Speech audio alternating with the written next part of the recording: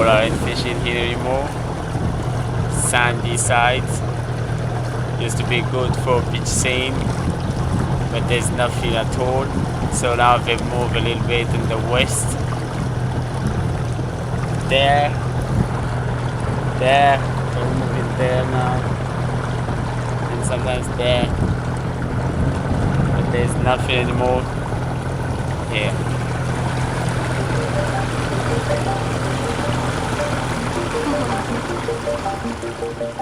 My name is Gildas Andriamalala, and I'm changing the way people fish in Madagascar.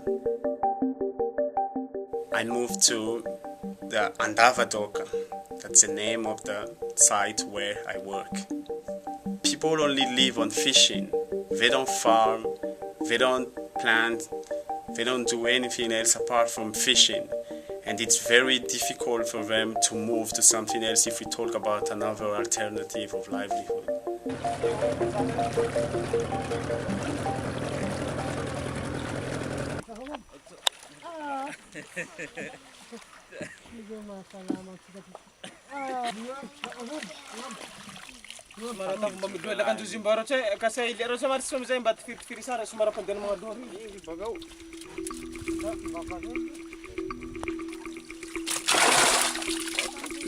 Yeah.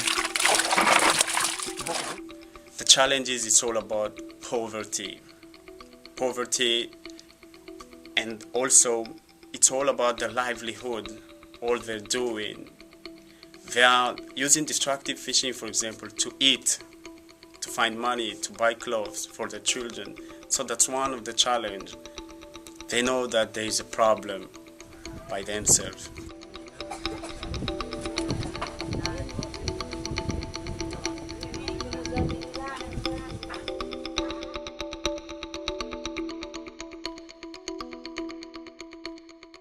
There was a workshop there, presented by Rare, talking about theory of change, behavioral change, and I was very impressed of the theory of how we can move people from this side to that side.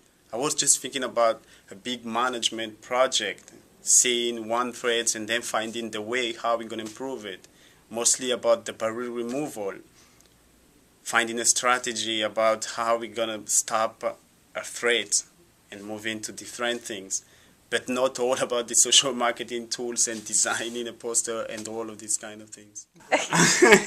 Tell me first, when you took the poster, because the posters are new, yeah? Yeah. What happened when you showed it to the community?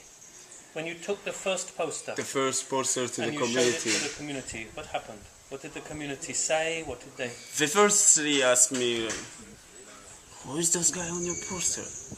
And because they thought that was someone from the village I took and I drew on the poster. Because it was definitely like them, all of the poster, it's always, it's always showing their practice and everything like that. But they were very surprised of how their life can be showed on the pictures, And what did they do with the posters? Did they throw them away or? Even I didn't talk about the rainy season, because we thought about the laminating and everything like that, but they did tell it to me, like, so what's happened to the rain now? How are you gonna protect it? And then, I didn't have the laminator. Look, guys, just be careful with the rain. Put it in a good place where, the best place for your community to see it, but be careful with the rain too. If it rains, please take it out a little bit. The target is very specific, and all of the messages was so different and was so well designed to reach your target. And same things for the song. It sounds a bit weird for everyone to hear about Dina, for example, or beach sand or poison fishing in a song, but at the end it makes sense because it was for the community and the target audience was the community. And now you have a song being written? Yeah, the song being written. I asked a guy who's been written lots of songs. I asked him to write it. I gave him all of my messages and asked him to write it. And he just did write with, let's say, without any artistical stuff. I know it was difficult for him to be given something and write a song. And then I take it again and I rewrite it. And I made the song myself. Piasa la rusita rikaki. Piasa hara. It's easy to make rhymes in Madagascar because all of the words are the same.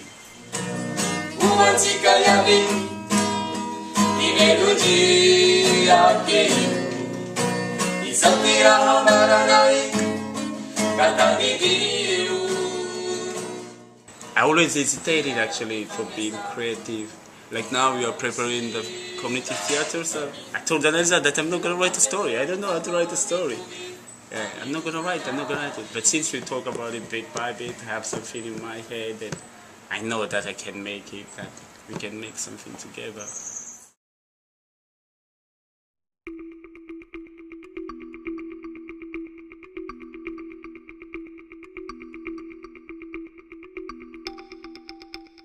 Sails and boat is the most valuable things for a vessel, most valuable material for a vessel. Not everyone has that.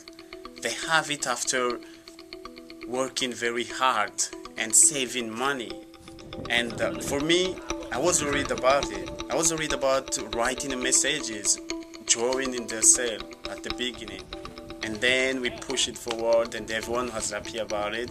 I had about 162 sales coming and they even called me that they needed, and I had to go to travel all around the place in the 24 villages to get everyone's sales painted. They were happy about having some drawing first in their sale, a nice picture and drawing, but also they were proud of carrying the campaign messages, showing that they are not those ones who do destructive fishing.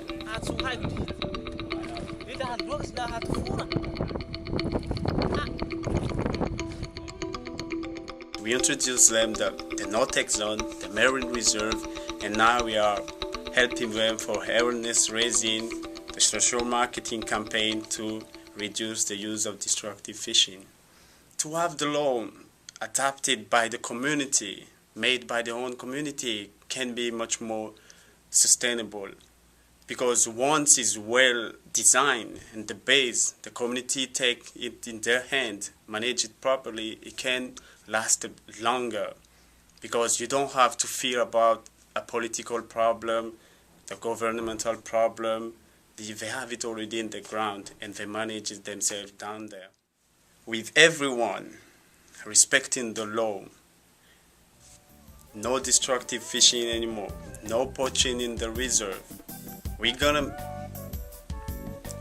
help increase in the fish stock, in the resources, and the livelihood will be much more sustained, maybe much more developed in terms of their daily life.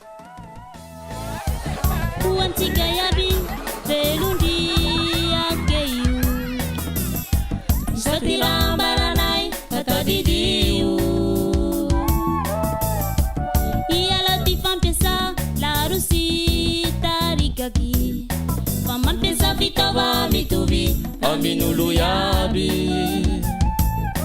Ihulu ami velulia kitui Famaruti mangaja Didina zani fanara Sitira nambara Iveluma etarana keiu Mandimbisi afara Ajanungu malakirulai Si hutara